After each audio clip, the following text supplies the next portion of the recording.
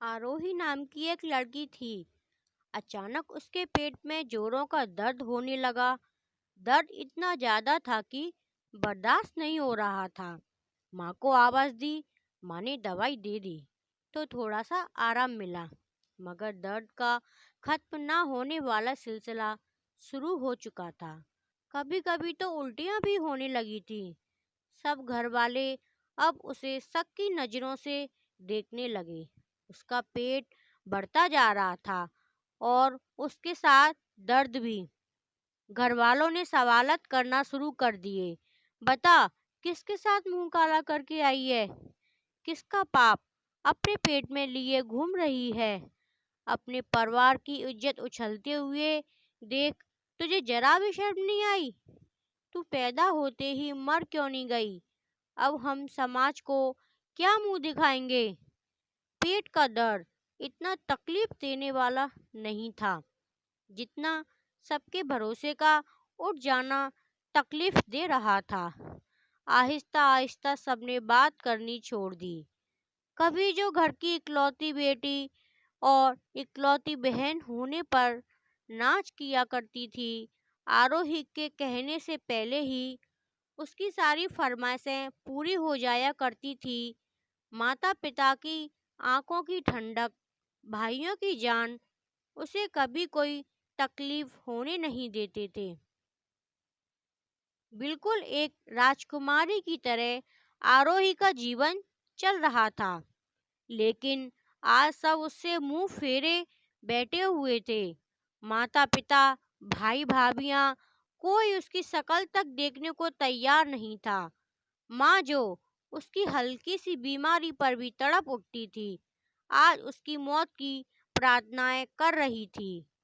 कसूर शायद किसी का नहीं था, कसूर उस सोच का था जो समाज के हालात को देखकर पैदा हो रही थी। किसी ने उसे अस्पताल लिए जाने की कोशिश भी नहीं की। उन्हें डर था कि अगर लोगों को पता चल गया तो क्या मुंह दिखाएंगे। अपनी बच्ची से ज्यादा उन्हें अपनी इज्जत प्यारी थी। उसे एक कमरे में बंद कर दिया गया। उसके घरवाले जुल्म करने में इतना आगे बढ़ जाएंगे, उसने कभी सोचा भी नहीं होगा। माँ बाप तो औलाद के लिए जिंदगी की किरण होते हैं, जिनकी छाँव में औलाद खुद को सुरक्षित महसूस करती है। वही मौत का सामान तैयार करने में लग गए। एक दिन उसके खाने में जहर मिला गया और उसे खिला दिया गया। खाना खाते ही वह तड़पने लगी और माँ को देखकर उसकी आंखों में आंसू आ गए। कहने लगी, माँ, एक बार अपनी बेटी को गले से लगा लो। बस एक बार माँ, बस एक बार। अब यह दर्द मुझे बर्दाश्त नहीं हो रहा है। शायद आपकी गोदी में मेरी जान निकल जाए। मगर पता नहीं माँ का दिल इतना कठोर क्यों हो गया था कि बेटे की इतनी तकलीफ को देखकर भी नहीं पिघला। उसकी चीख चीख कर रोना सुनकर आस पड़ोस के लोग जमा होने लगे। लोगों की भीड़ देखकर माता पिता की सर शर्म से झुक गए। शर्म बेटी के तड़पने पर नहीं आ रही थी, बल्कि अपनी इज्जत के जाने के डर से आ रही थी। सबके कहने पर अपनी इज्जत बचाने के लिए वह आरोही को अस्पताल ले गए। कंडीशन बहुत ज़्यादा क्रिटिकल हो गई थी,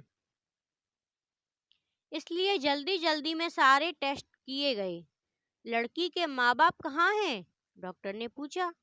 जरा आप मेरे साथ चलें। डॉक्टर ने अपने केबिन में ले गया। आप लोग देखने में पढ़े लिखे लग रहे हैं, लेकिन आप लोग पढ़ लिख कर भी इतने जाहिल कैसे हो सकते हैं? आपकी बेटी के पेट में एक गांठ है जो बहुत ज़्यादा हद तक बढ़ चुकी है।